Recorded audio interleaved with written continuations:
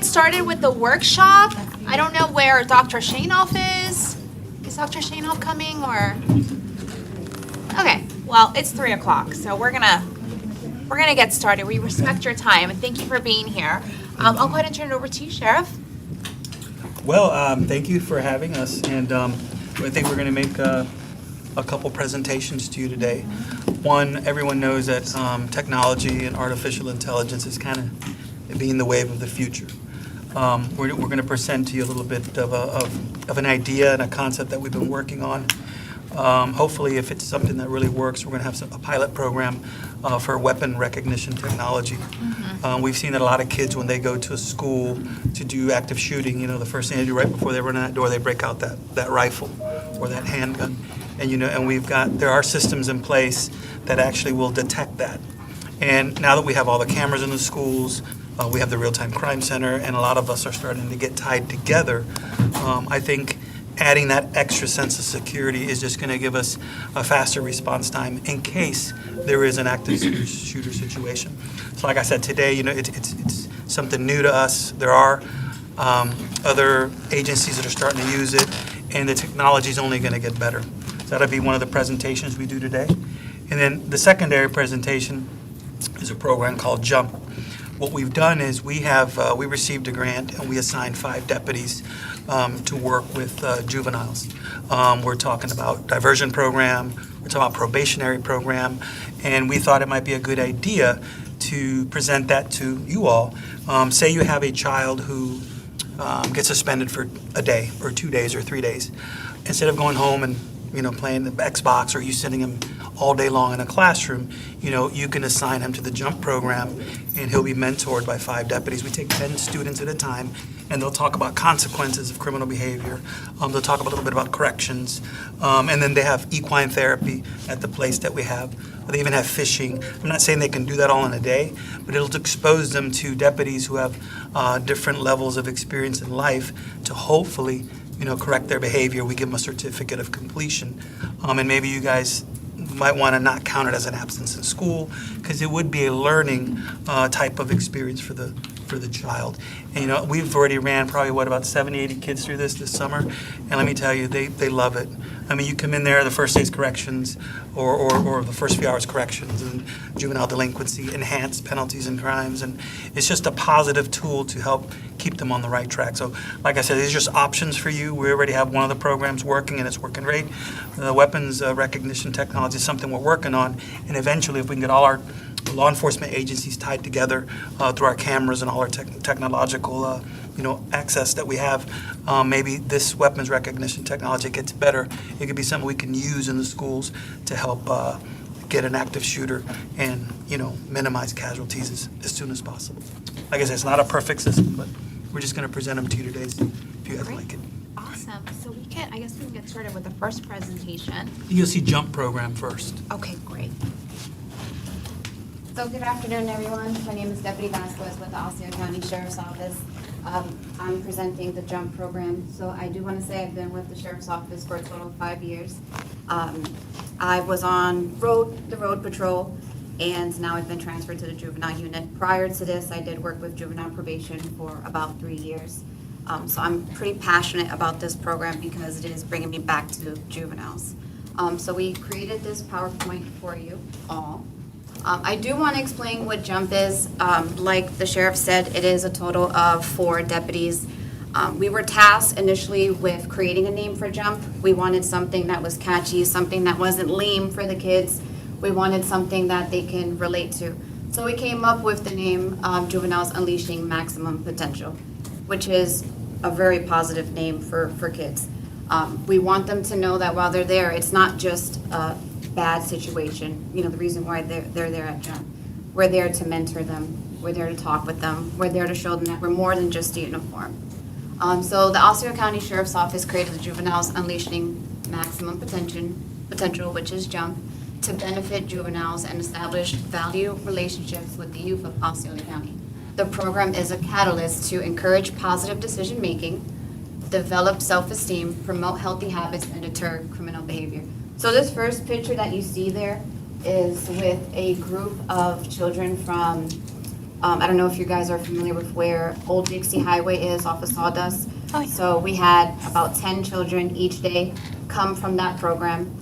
So it's the inner city kids. A lot of kids have never went fishing, never pet a horse, never even came close to a horse, didn't even know how to bait their fishing rods. So we were doing all that with them this summer, and just see the smiles on their faces when they catch a fish. We have them name the fish. We do a lot of little things like that with them, and it just puts smiles on their faces. They absolutely love that. So that's the picture that some of the guys took with the kids there. They were doing some outdoor activities. We set up a whole obstacle course for them, which they loved. The Kenneth Kirchman Foundation is where JUMP is located. So pretty much we will pick up the kids from any location or from the sheriff's office, and we transport them to Lake X, which is located in St. Cloud. The Kenneth Kirchman Foundation is a charitable organization that owns 10,426 acre ranch in St. Cloud, known as Lake X. It's to educate the public, particularly children, about Florida's ecology and wildlife.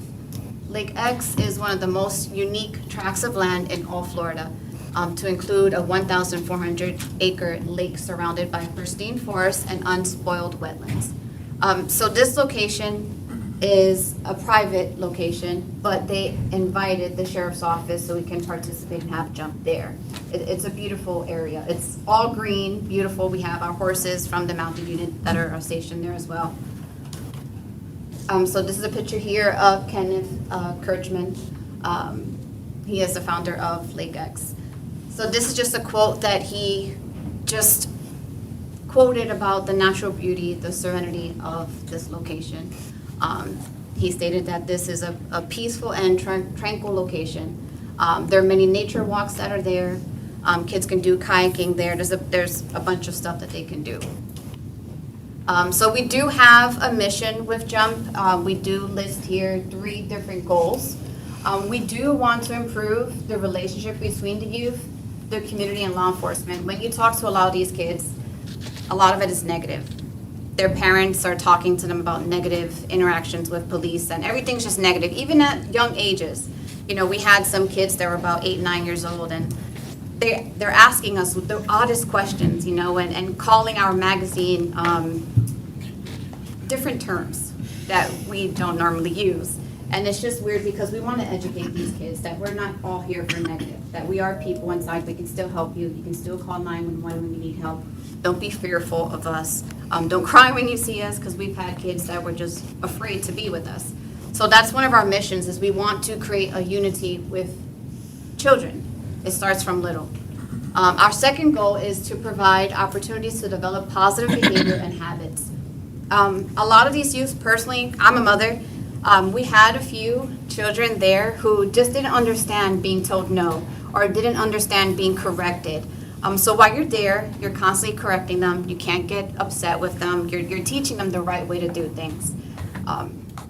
It took some time, especially with the kids from Meridia, but it was nice to develop that positive interaction with them.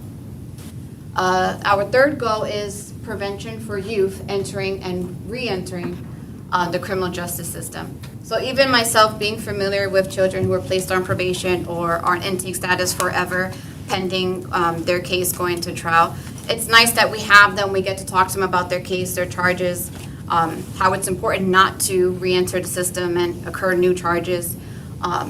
Tell them that even though they have these pending charges against them, that there's more to that. They can do more.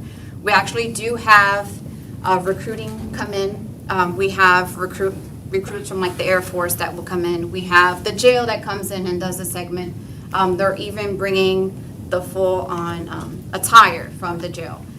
They're also catering or bringing food from the jail, just so these children are getting that full experience of this is what it could be, you know, and we don't want to do that, you know, to deter them from occurring new crimes. With that note too, we also have probation come in. Probation does give their segment. Probation does talk to them about how probation works, how they have to do community service hours, how they have to make sure that they're obeying their curfew. So there's so much that we can do within a day or two with all these kids. We have constantly things that we can teach them about. The outcome and benefits of the program, we're trying to reduce the stigma around criminal justice system and involvements. It's not only being involved with the sheriff's office because of something negative. We want to tell them that, yes, we can do fishing. You know, we can talk to you about school. We can talk to you about problems you have at home. We can help you on that standpoint. We want to prevent association with delinquent peers. Don't follow others. Let's create that mentoring. It's not just today. Here, take our business card. You can talk to us when you need to. You can send us an email. You can write to us. We want to provide youth with opportunities to connect with services in the community, like also with, we could do like Job Corps stuff. I know Valencia has a program as well for young boys from the age of 18 to 21, where they can go into that program and they can learn construction. They can complete that within 8 to 10 months. I believe they still have that program going. So we try to connect them with things like that. Like I said, the mentoring, pairing youth with a deputy. Right now, we have 4 deputies, but of course, once this is our baby right now, we plan this to grow bigger, so we can have more deputies come in and we can cater to more children.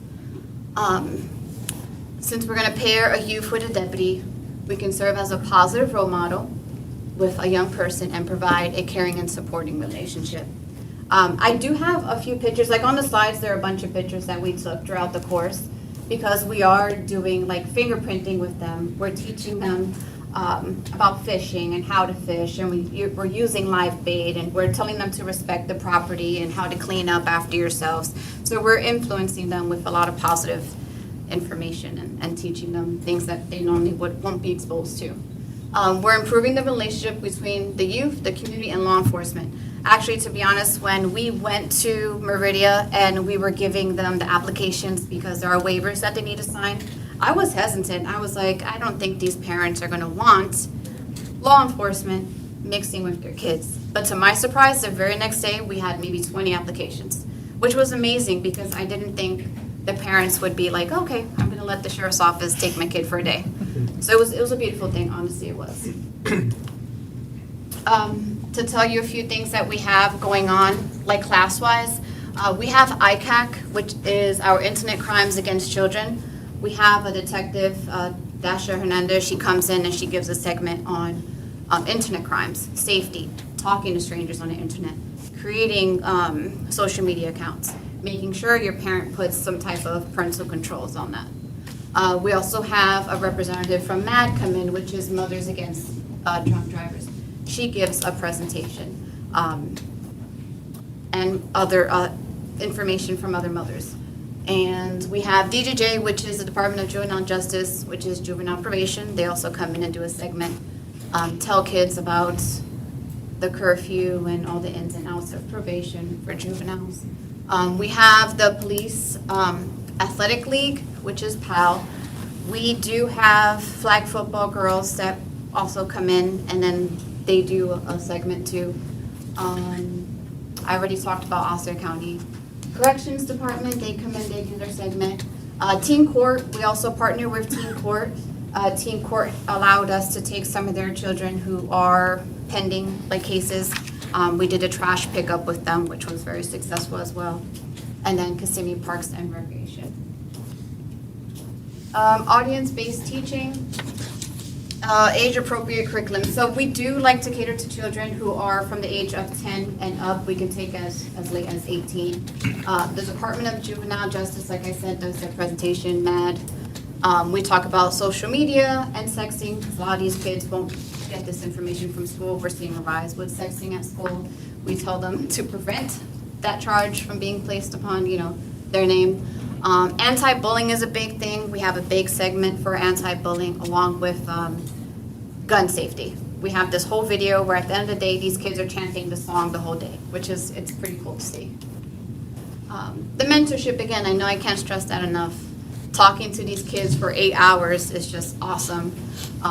They're asking us so much questions. Once they get to talk to us, they're so intrigued. They want to know more.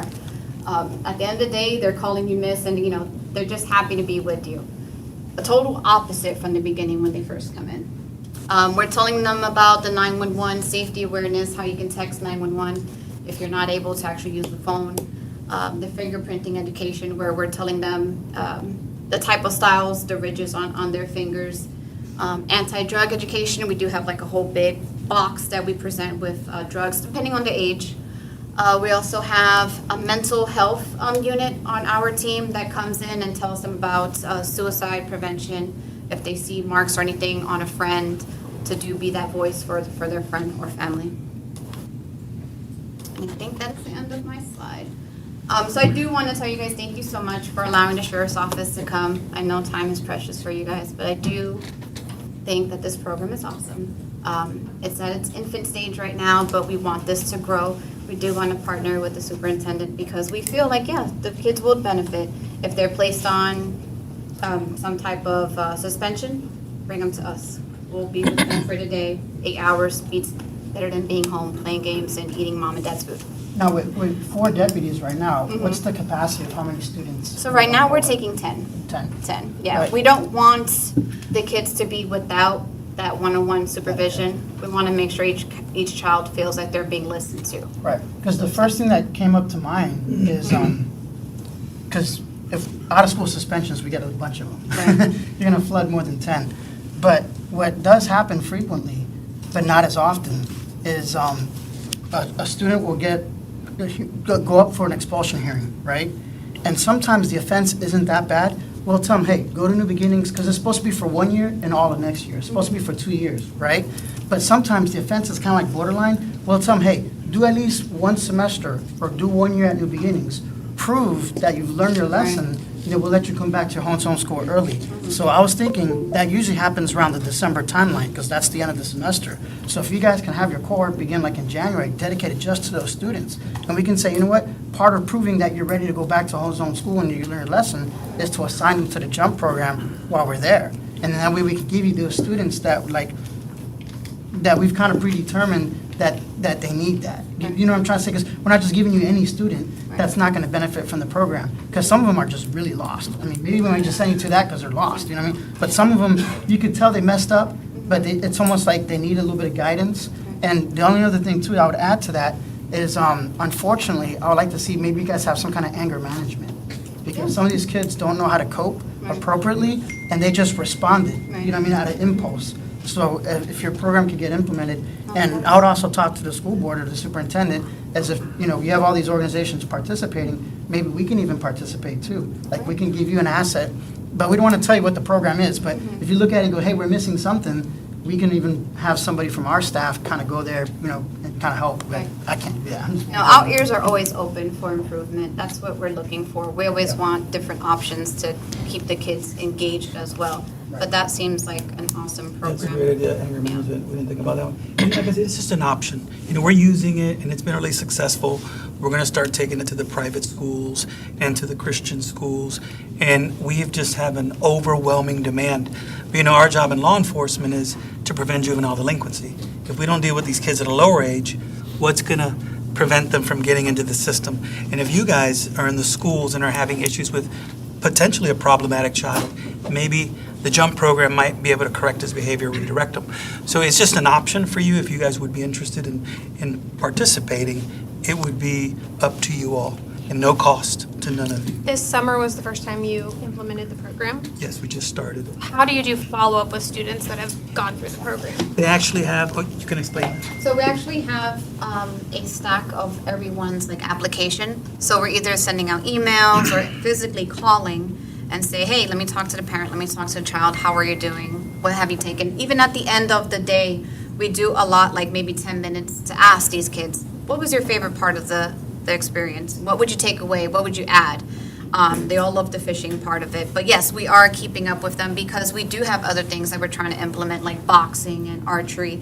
So we do have a ton of stuff that we want to implement. But again, it's at its infancy stage, and we want to keep applying stuff to it And the 4 deputies you have, they're full-time doing this program? Yes. full time. We got that, 2 of them through a grant, through a COPS grant.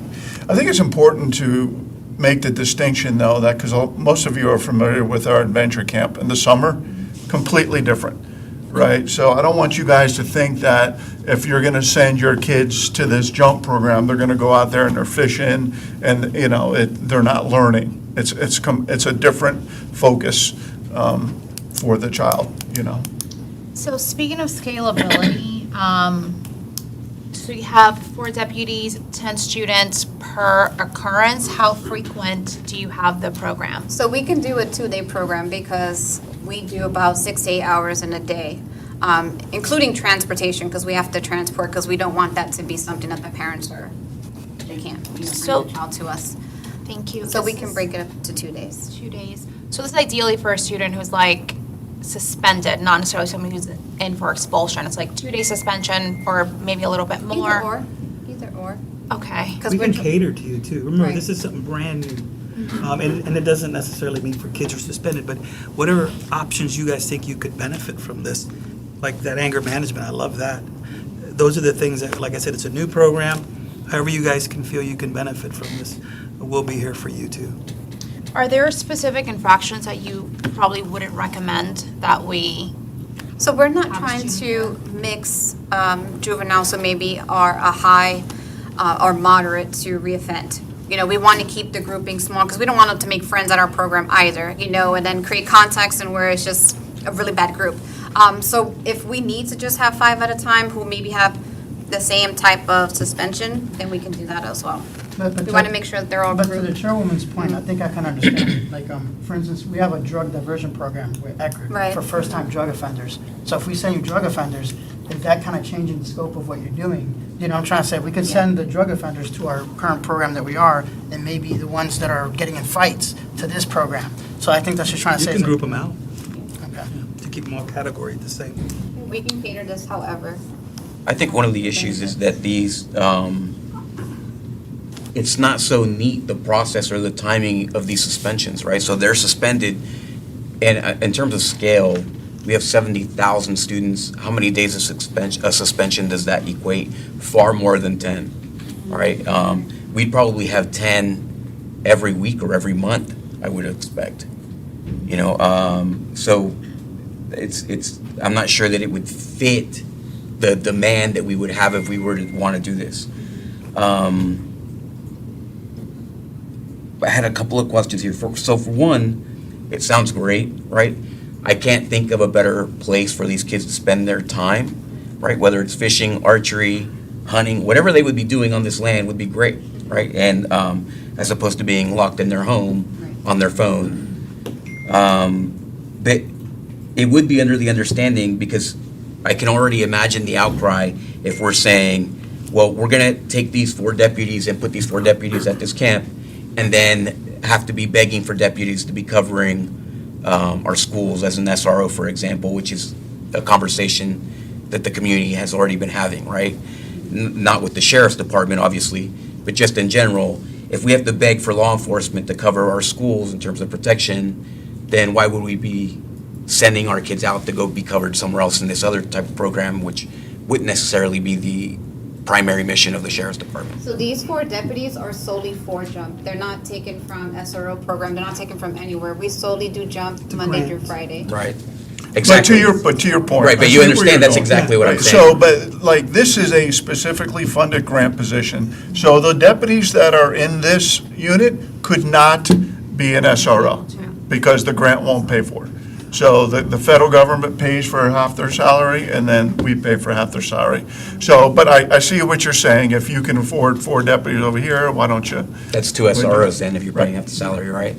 So, so that would have to, I mean, I think that we would have, that's, We would have to- certainly, if we were to say, oh, well, we don't have SROs at our schools. But we do.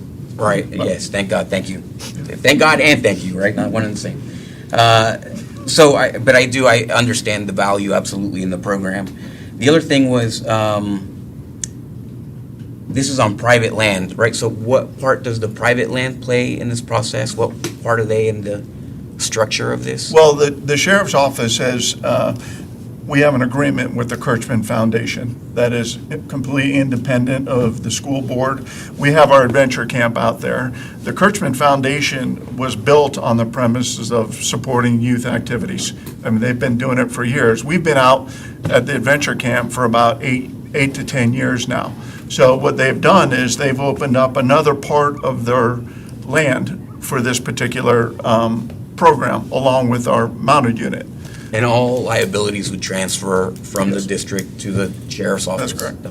Yeah, there is a waiver that they fill out for Right. JUMP in particular with the sheriff's office, and another waiver that's set up with the Kirchman Foundation at Lake X. It's the Well, same I mean waiver that municipal every liabilities, child right? signs when they go to our adventure camp. Or you guys have field trips that go out to Lake X all the time. They sign the same waiver.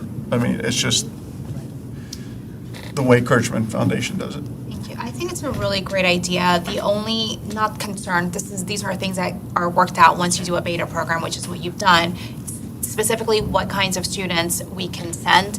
And I would think that we should have very specific criteria. For example, students who have done, like, I don't want to call them first-time offenders, but like students who got in big trouble the first time, right? Those are probably the ideal students based on what you're offering here, because then that would also take care of that scalability conversation that we're kind of having amongst ourselves. I think that's one of the things that we might want to consider if we decide to implement the program, which I don't see why we wouldn't.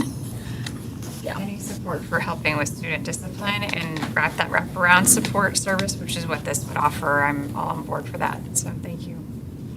I do like the idea, though, of looking at it for students that maybe aren't first-time offenses, that really need something, like nothing else is working for them. Could this be the option that works for them? But it would be in maybe that group setting type of I just thing. think But I something do that's think contained. scalability, yes, Yeah, just to they're make sure we're not like, doing that. yeah. And to that point, one thing Dr. that Shanoff, was- I know you have some after. No, you, Dr. Shanoff, you first, Dr. Shanoff. Well, I was just going to say, first of all, thank you, Sheriff. I think that when, we already know that we've got an issue with student discipline, and anytime that a student is not on campus, it means that the student is not engaged in learning. And a lot of times, suspension can do more harm than good, because we're really not rectifying the behavior. So, I really appreciate you coming to us with a solution to help mitigate some of the discipline that we're seeing in our schools.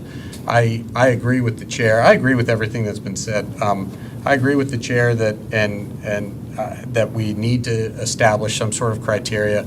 I think it would be great if between the unit and our student services department, really establishing what that criteria might be, and then we can go ahead and we can start, because there's, to Mr. Arguello's point, I mean, I get the point that we're probably not going to be able to reach every student that's suspended through this program. But if we're able to turn around one kid, well, golly, that was one kid that we weren't able to turn around just by sending home. And so then all of a sudden, we've got a kid that now is on track to graduate, or now has a reason to come to school, now has a significant relationship with a law enforcement officer, now views law enforcement in a much more positive light, so has a better relationship with their SRO on campus. So there are so many pluses to this that I think that you're right, Chair. I think that the biggest challenge will probably be, how do we go ahead and narrow the scope so then we can establish students in queue that can participate. And then also, I know that when we do schedule kids, it might be advantageous just that we get to certain regions on certain on certain days. That way you don't spend half the day driving around the county picking people up, because it can take half a day to drive around the county. So I want to be sure that maybe if we're just targeting, say, schools in Poinciana, then we just target schools in Poinciana on a particular day, do the pickups there, and then be able to maximize the amount of time that we have with the kids. And certainly we would be in a position to go ahead and determine, here are two kids that just participated in a melee with 10 others. Maybe we don't want to put these two kids that are still chirping with each other into the program on the same day. So those are all things that we would also consider and create some context with when we present to you a lineup of kids. I don't want to say lineup, a roster of kids that you would go ahead and be able to use and serve that particular day. And another important thing would be, in order to track the success of this program, we'd like to see how these kids are performing once they get out. Because we're pretty confident that this program has great value, but, the analytics will show when they're, they get back in the school system. Are they still fighting? Are they still doing those things? And then, things that we can learn. Right. And there's two things, Dr. Allen, we're gonna have the school safety committee come up. I think we can put that on the agenda and talk about that specifically. Because I know we talked about the drug diversion program and we kind of worked out some of the details. Because the other thing we spoke about too, before you got on, Dr. Shanoff, was that when somebody does out-of-school suspension and they come back, we wanted somebody to be able to speak with that student and let them know, hey, are you okay? Is this and that? So maybe at that conference, when a student comes back to school, we sit there and that person has a discretion to say, you know what, I think you're eligible for jump. So to John's, to Mr. Argoyo's point, that timing may not be perfect during suspension, but let's say they came back to school and that person, that counselor, whoever's talking to them, the dean, is looking at them and go, you know what, I still think they're not 100% right.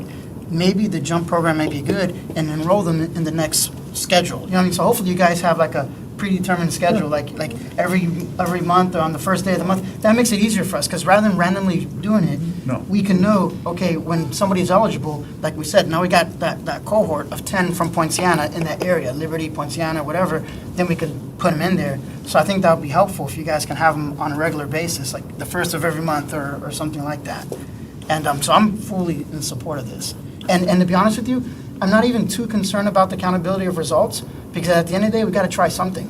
They're not successful already. And so, like with Dr. Shanoff's point, now, do I want 10 out of 10? Obviously. But I'm not going to look at this and say, oh, this program only turned around 50%. Because one student that it turns around was something that we weren't successful at doing anyway. So it's one less opportunity, one more opportunity for them to succeed. So I'm not overly zealous about following it. I mean, we'll track them because it's a good idea. But I'm not judging the success of your program by how many. I'm looking at that, there's nothing right now. I think we're the first ones of any sheriff's department I know that have created a program like this. And I think, it's better than nothing. So, like I said, we're just giving you an option. And, the kids that get in trouble today are going to be our issues tomorrow. So, and that's what we're trying to prevent, even if it's just one. So, In the interest of time, we probably want to move on to the That's next fine. presentation. Thank you. Thank you.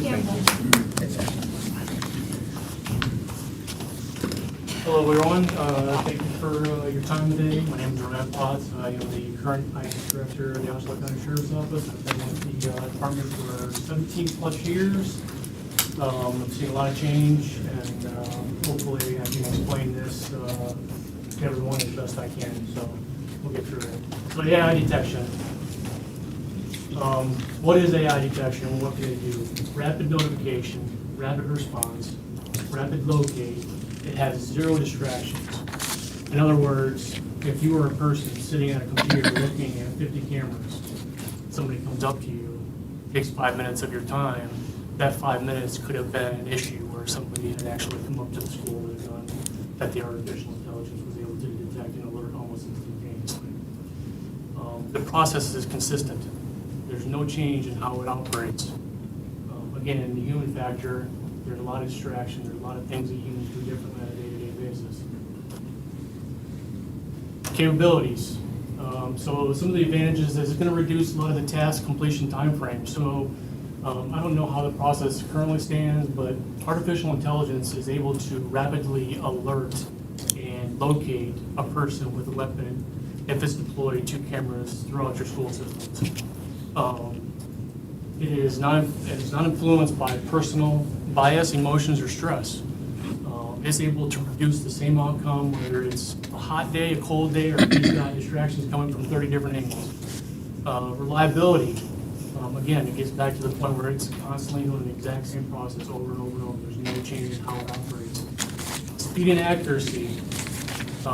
These systems that we've talked about and we've demoed, they are able to analyze video, strip it down to an image, detect a gun, and alert by text, phone, or other means almost within 10 to 15 seconds.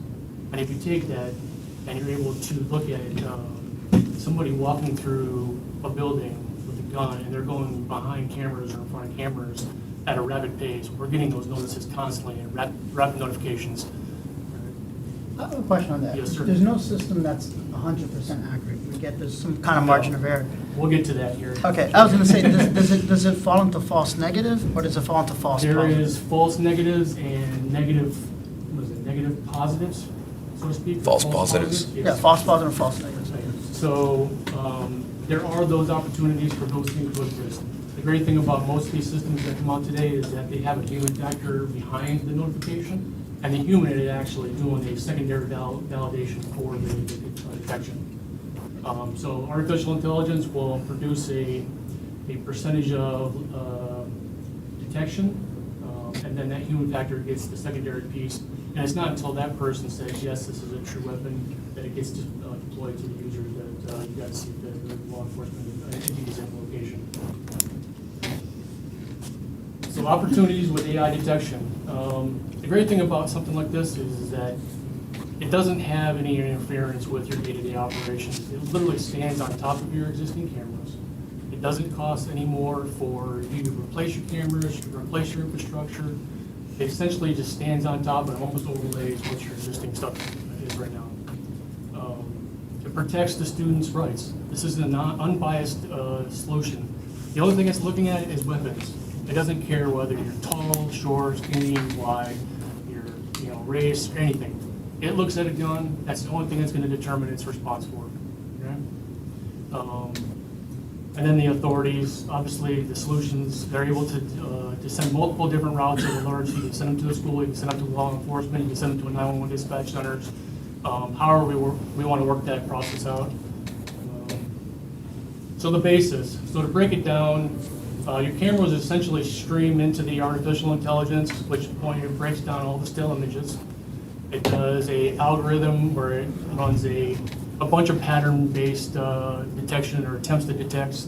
If it determines a level of threshold, then it advances to the human factor. The human factor takes that notification, again, determines whether or not it's a valid response or if it's a fake gun, which I've had some response to actually tell me it was a fake gun. And then the human factor will deploy that to the routes of how we want to make the alerts delivered. Let's see, so this is kind of how the process is broken down. So artificial intelligence and machine learning and all of the convolutional neural network stuff you hear on the news and all that great stuff. Essentially, again, it breaks down the image from a video feed. It processes it. It looks for features, extracts those features.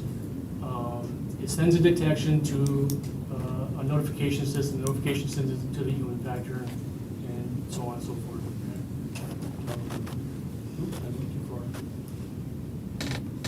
far. All right, so alert options and routing. So native alerting typically are handled via telephone or SMS to different school authorities.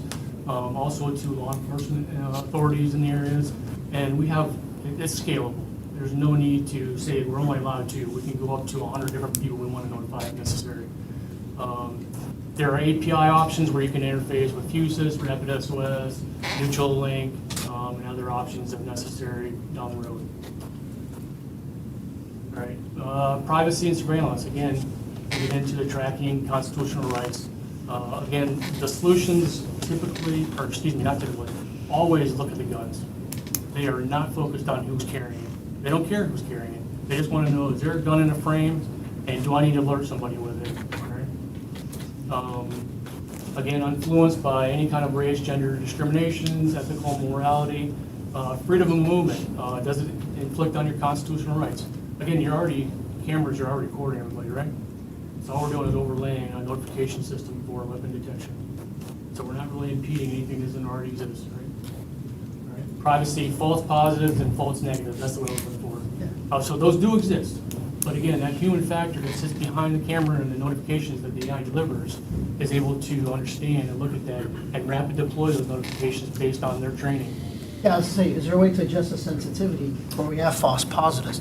I'd rather have more false positives and have the human check it than have a bunch of false So, negatives I and wish have I it could go speak through to and that. nobody confirms it. I don't know if they can or if they can adjust or not. That's typically on the companies or the vendors that deploy their solutions. They kind of tweak their accuracy rates based on how they feel their system should respond or should not respond, so to speak. Right. So some situational. So we all know the Sandy Hook tragedies, the Robb Elementary tragedies. All of these tragedies have all had a one common denominator, and it's time. It has always taken an enormous amount of time for law enforcement to get an alert, get on scene, know where the person's at with a gun, and to have that information delivered to them seamlessly, so there's not an inundation of multiple paths of information that are causing more confusion and chaos. So again, introducing the AI detection solution mitigates the notification response to locate delays by providing an almost instant delivery of information. Again, 10 to 15 seconds, all it takes for the system to deliver through a human factor verification solution to the people that need to know. As the gun travels, it will continue to alert you where it's at. Every camera that's actually added to the AI solution will let you know that there has been another gun passing through that frame. Yes.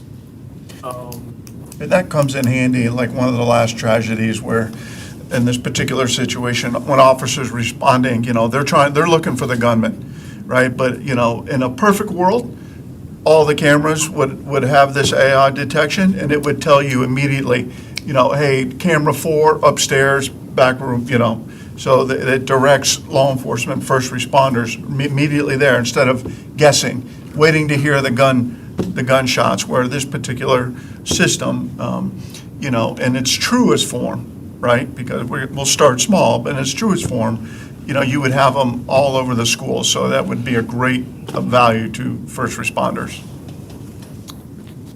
The one thing I'm sorry. Thank you. With regards to the jurisdiction, because you're bringing this to us as a sheriff's department, but our schools are under different jurisdictions, so would you be working with the different agencies, or will the AI know which agency it's going to alert? And do you own this as sheriff's department? So how will you be working with other law enforcement agencies for the implementation? Well, pretty much, I'm like still our listening. Fusus camp, where's Boot here? One of these guys, they work, we have St. Cloud's cameras tied in with some of our cameras, correct? So we can start using this gun detection system to monitor both. Eventually, if we can get the Kissimmee Police Department to buy in, it would be something that would be a unified type surveillance on the gun detection. And it's just a process or a concept that a lot of agencies are starting to use because the technology is becoming this available. So it's something that would be like a pilot program. And if it's something in the future, maybe we could all share the cost and get on one unified command. It might be something where we can save lives in a much faster manner. But he can kind of explain a little bit how right now our St. Cloud schools and our Osceola County schools are tied in. Sure. So right now, by the way, I'm Detective Stephen Hayes with the Intelligence Unit. So right now, we currently have what a software is called Fusus. So we go out to each of the schools which are in our jurisdiction. We install what we call as a core, and it basically allows us to pull the stream so that we can see the stream of the cameras from each individual school. Currently, we only install them in the schools that are within our jurisdiction. St. Cloud Police Department also is on this same software, and they have them in their schools. And then we are allowed to share our accounts or feeds together so that we are able to see all of their schools and they can see all of ours. So if there was a tragedy to take place in one of our jurisdictions, we could simultaneously work together and see that, and it wouldn't matter if we were with St. Cloud or Osceola, we would be able to pull those streams up.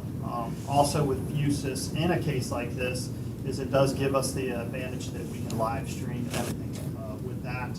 So if we were to go in somewhere, we could have a centralized location, a command post per se, that would be able to see that video. They could communicate to us and see our video as we're going in based off our body cameras, cell phone feeds, and things of that nature. So right now we do have Fusus in almost every school in the county. that's in our jurisdiction that is capable, that their cameras are capable to stream that back to us. So the secondary portion of this solution is the human factor. Who's the human looking at this? The companies that, the vendors that we've demoed, they actually offer those. They call it Knox, Sox, Zox, whatever you want to phrase it, however the company chooses. But they basically do that under their own umbrella. Uh-huh. Does the SRO on site have access to that at the, on their laptop? So let's say, for instance, that human, if they want to look at it. So with Fusus, there is, not only do you have access on your laptop, but you can also have it on your cell phone through an app that allows you to view these cameras. Because if he's roving, or the SRO is roving, they Absolutely. may not be at the thing, they can still kind of look at it and make that determination. Yes, and obviously, all the SROs are going to have a better awareness of this camera, that camera, so they will be able to also communicate that with us. They could even live stream to us from their cell phone what's going on, and we can all view that together at the exact same time through Fusus. Dr. Shanoff? So, just for the board's awareness, we already use artificial intelligence, human reviewers on a layer of safety and security that we have in place with the gaggle system. So, the online monitoring of our student network, there is AI already in place to catch students that may be in some sort of, mental health crisis or something of that nature, or threat to others. And there is a human reviewer process to that as well. I think that we haven't advanced enough in AI to abandon the idea of a human reviewer. I think that one of the things that we would want to hear from a vendor is I think it's from, I want to go back to the slide. So the acquisition of the image to the notification, what time frame are we looking at? What of your That process, vendors? based on what I've seen, is usually within several seconds, 2 to 3 seconds. This is the human factor that extends that probably about 5 to 6 more seconds before it gets shipped out. Okay, all right, okay. So for their awareness, we're talking about seconds, not minutes, Exactly. for the human reviewer. Yeah, there has Okay. been times where I've actually walked in front of the camera and my phone was almost getting a text almost instantaneously as I walked into a room with a dummy cam, Wow. dummy gun. Okay. Now, it isn't automatic, because what if the SRO is walking and they have the gun? The alert, how does the alert say, hey, that's the That's the SRO human versus? factor piece. So Okay. so with the human factor, they would be able to obviously tell that that's the SRO. Right. And most of the times they'll notice that it's in a holster. So the human factor would be able to, Make that determination. let that out. And then, but the other thing too, just in principle, I agree with this concept more than say metal detectors. Because let's say it gets bad, and let's say it's not at that point yet. I don't want to have prisons for schools. This is, like you said, it's kind of hidden. We have cameras already. So to be honest with you, if the AI is there, I do not want metal detectors. I mean, that's just one board member. The rest of the board can say something different. But I want more of an environment where students feel like it's a learning environment, not a prison. And so what I like about it, it's kind of hidden and out of the way, but at the same time providing a degree of protection. So I'm personally in support of kind of leaning towards this technology. Where else has this been implemented? I know you're talking about doing a pilot here, We are but aware where's? of 2 that I'm solid about. One is Hernando County, one is in Seminole County, I apologize. Seminole? Yes, ma'am. I think Sumter. Are they in beta or are they? Seminole County's had it for a while. Okay. Hernando, I believe, just went to a solution not maybe 6 to 7 months ago. So again, my concern with this would not reduce the actual body on a campus, right? Seems like my fear, because we've had that conversation. Every time it pops up, it's like, okay, well, does this mean that we're not going to have an LEO, right? Okay. Absolutely not. Okay, good. This would actually essentially be a second person for. It's a force that SRO multiplier, on that's scene. all it is. Okay. All right, and that's, to me, that's not a person, right? Because Right, but this would give them the advantage of not only is he able to see it, but he can also look at other cameras, videos. it's and intelligence. other- It's offsite intelligence, right? And Live time, buildings. real world, right? Live. I get that. I mean, In a gun battle, if somebody's telling you exactly where the guy is, you're right, now you've turned it into a video game type of situation.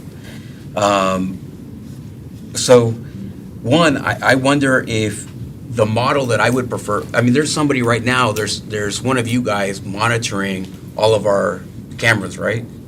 Or no? We have the ability to monitor any camera in the schools right now, but we do not monitor it. Okay, so 24/7. none of those cameras are actually being monitored from you guys, okay. Yes. Oh, sorry. Sorry to interrupt you, Frank. I'm kidding. So, I think I would be more in favor of the false positives, especially if there is a human factor involved, right, that tells you, this is that situation. It only works when a gun is actually brandished, right? So it's not going to be like undercover. It could also detect a knife, a larger knife or something like that, so it could also detect any kind of weapon. So it's any type of weapon. All It right. has detected guns inside holsters too, but that's the part where the human factor comes into play, where he or she is vetting that piece and make sure that it's actually a weapon being brandished. So, When you were talking about at the very beginning, you were saying that, like the human is on break or somebody's taking 5 minutes of their time. That's time that they don't see somebody, right?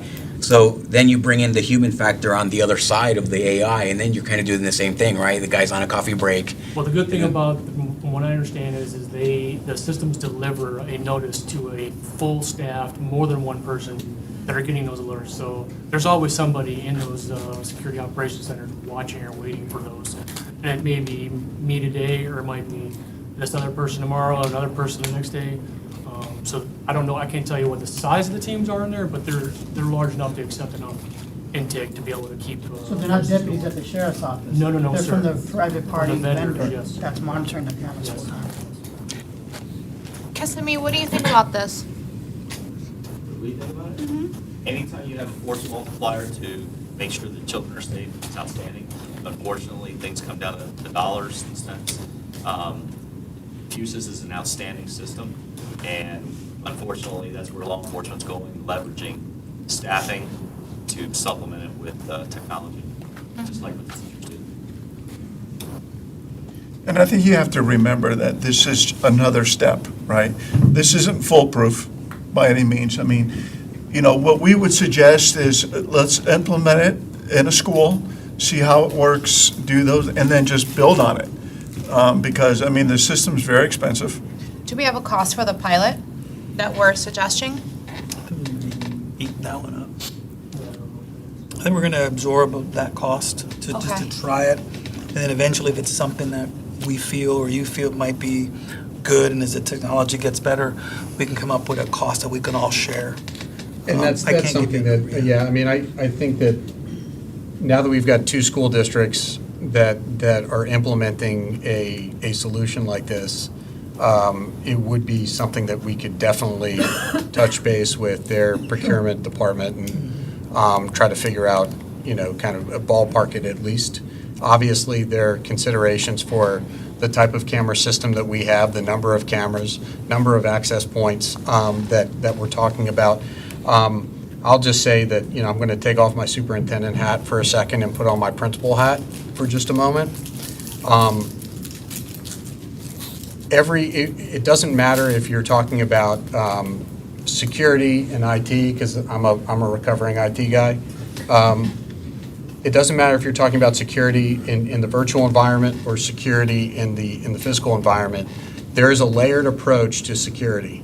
And so I think that this is an additional layer that we can place to protect our staff and our students.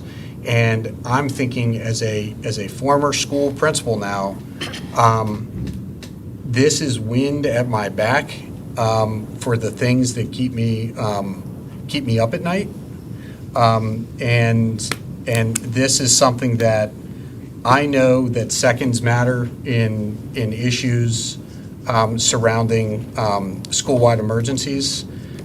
If this is going to shave 5 seconds, 10 seconds, 15 seconds off neutralizing an assailant on campus, that's lives saved. And So certainly, from the school administrator perspective, thinking about protecting my kids and my teachers, this would be a great solution. So I think it's worth trying. I think that if we do beta test it, I think that maybe we should consider not necessarily sharing where we're beta testing it. And, that's something that we can talk about. But I think that maybe that's something that we may want to keep as privileged information, just to be on the up and up and make sure that we're actually fully testing this without any sort of interruption or, a wise guy trying to, test the system just simply because it's received publicity at a particular site. Now, to KPD's point, are they the only vendor? You guys have a patent on this? Or are there like multiple competitors that provide that? Because I can see that as being an issue. So, I mean, from the district perspective, I mean, to me, it's twofold. Number one, I do agree we're using AI in the system. If they want to do a pilot program, if there's another vendor that, that wants to kind of present to and try on another campus, that has a cost differential. Now, if the cost differential is the same, then it's no big deal. But if, just something that we have to consider from a Then we start business getting two different companies starting to get into our Fusus access. And by the way, typically when you get into a space like this, you don't see a significant cost differential until you start looking at somebody offering a la carte services versus somebody offering a package. I would agree with the sheriff that we probably, if we did want to expand, we would probably want to, bid this out and determine who the best vendor would be for our situation. Mark? Well, we'd have to, I Could I think. suggest if you have discussions with the sheriff on this in the future, let's use our security option and have a closed meeting? Because even identifying what it can't pick up publicly is not something I like hearing, because you don't know who's listening. Goes, oh, I can come in this way, and it won't get picked up. So I would suggest, to the extent you know you're going to have that kind of dialogue, you just call a closed meeting and invite the sheriff to it. Sounds like a good plan. Thank you. I agree too, because even if we talk about different vendors, in a way, I think that should be an executive session too, because if we're saying this vendor has this kind of limitation, that one doesn't have a limitation, I don't think the public should be privy to what are the limitations with the system that we choose as well. So, to Frank's point. Right. But I do like the concept. I mean, if the rest of the board is okay with it, we'd love to do a test pilot. I think it's good to move ahead with a beta and then maybe like give it a specific timeline so we can meet after and discuss the results. Yeah, so what we'll do is, Lester, Scott Noble, myself, maybe Dr. Allen, Sheriff and his team will get together and we'll operationalize a beta and get it moving. And then, we'll go ahead and communicate out to the board. I'll communicate out to the board individually. Then we'll plan for a closed session to maybe go through some of the results after a set period of time has gone by. I'd like to see a complete terms and conditions also for the software and Well, we would, AI. we would definitely do that, same way that we've done it with Gaggle. There are certain data privacy pieces that need to be in place, and especially procurement in the state of Florida. Things have changed in the past legislative cycle around data privacy. Those have to be in place by July 1st, 2024. We would want all of that to be compliant before we enter into an agreement. Yeah, because now we're sending sensitive data to non-law enforcement. I mean, to third parties, so we have to be careful with that too. Right? I think we're good with all of our questions. Thank you, team. Thank you. Thank you. Thank you.